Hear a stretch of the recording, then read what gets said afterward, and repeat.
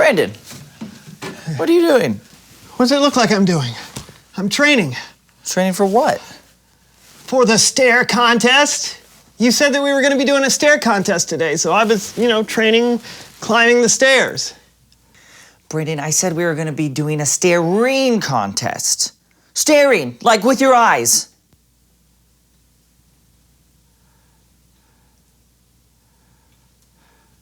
Yeah, that makes more sense.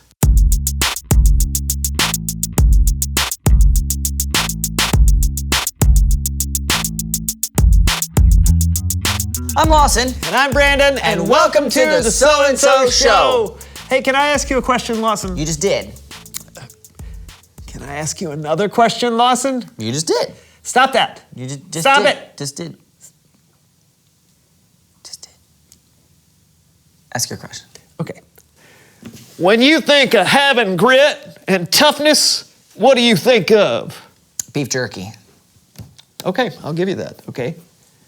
Anything else come to mind? Ooh, my Aunt Lulu. She was a tree logger, toughest person I've ever met. A tree fell on her once, and she just caught it. All right.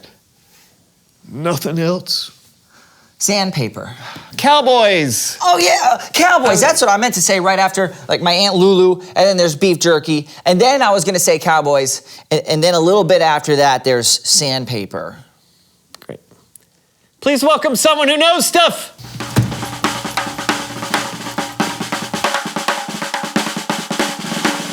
Well, hello, partner.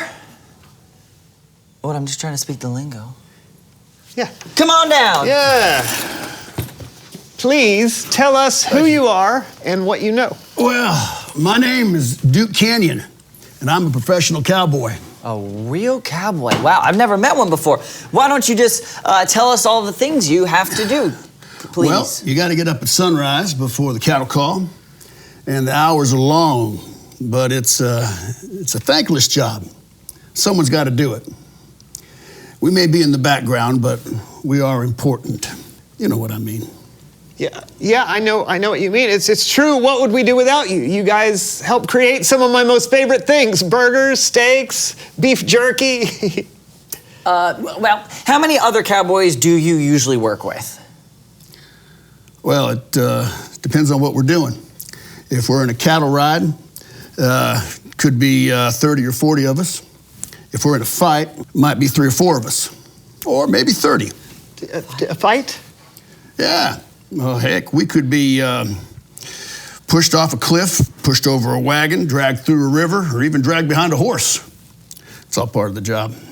What? Yeah. Last year, I was over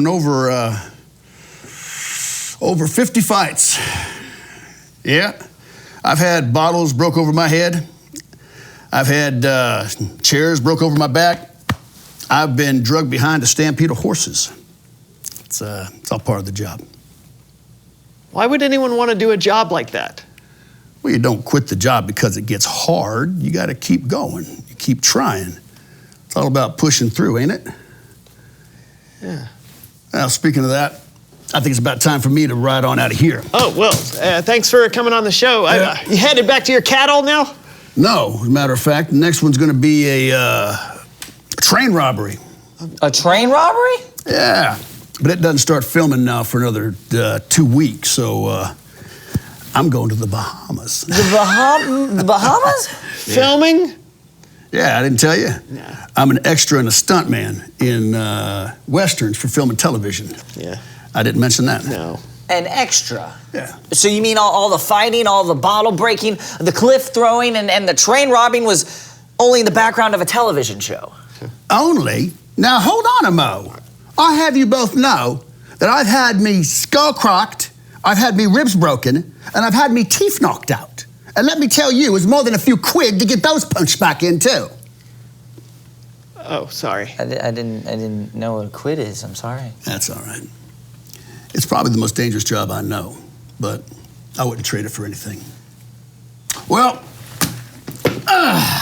adios, partners. Yes, yeah, adios. Adios. Adios. And thanks again. Yeah. Bye, partner. What just happened? I don't know if I'm disappointed or if I should chase after him for an autograph. Same. It's Bible story time with Kellen.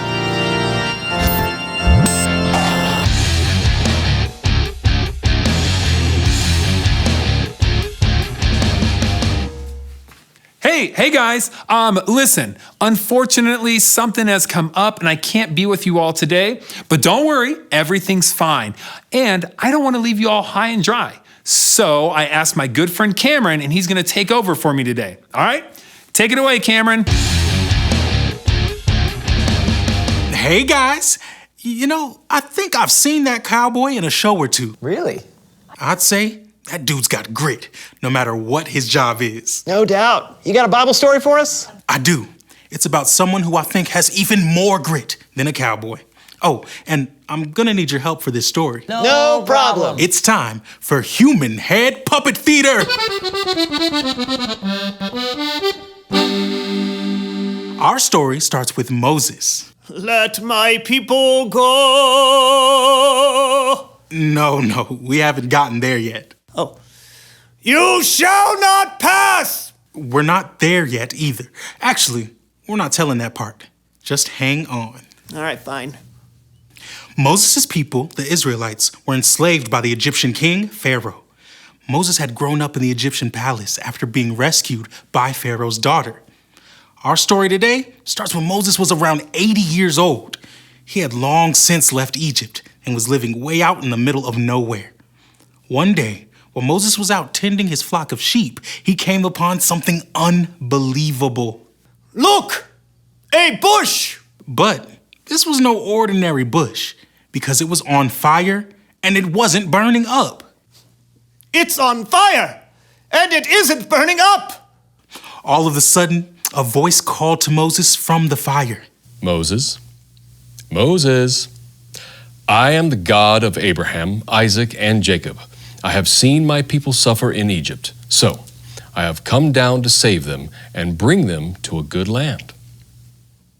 Okay, God, that seems like a swell idea. See ya. I am sending you to Pharaoh to bring the Israelites out of Egypt. Whoa. Me? But what if no one believes that you sent me? Throw your staff on the ground. Right?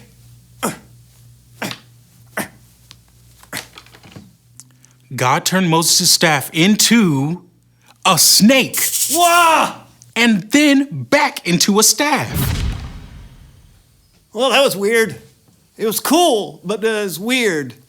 I'm still a little nervous about going back to Egypt. You see, Moses didn't feel like he was the greatest public speaker or the right person for the job and wished God would send someone else. But God knew Moses had it in him, so God promised to help Moses communicate with Pharaoh. Moses' brother, Aaron, would help. God would speak to Moses. Moses would tell Aaron what God said, and Aaron would relay God's message. Before long, Aaron and Moses went to Pharaoh. The Lord said, "Let my people go." The Lord? Who is this you speak of, and why should I care what he says?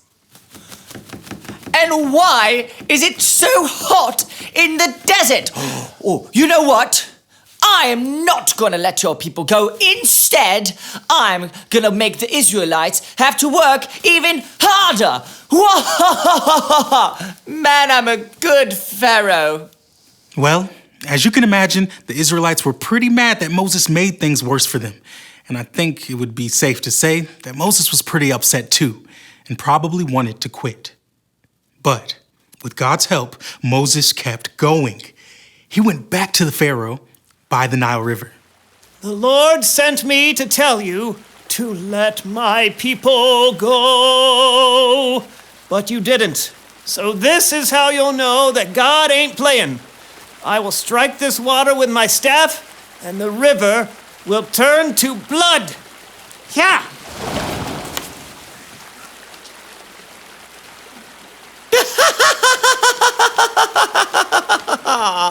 Nice try. Even David Copperstream could do that.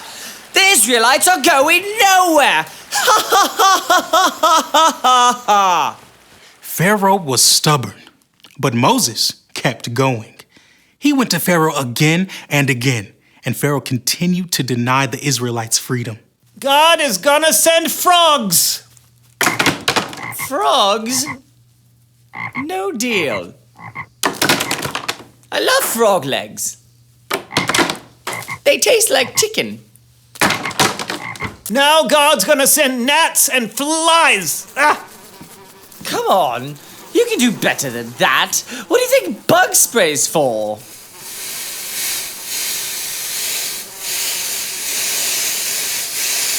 Now all the cows are gonna die. You're gonna get terrible sores. There will be hailstorms.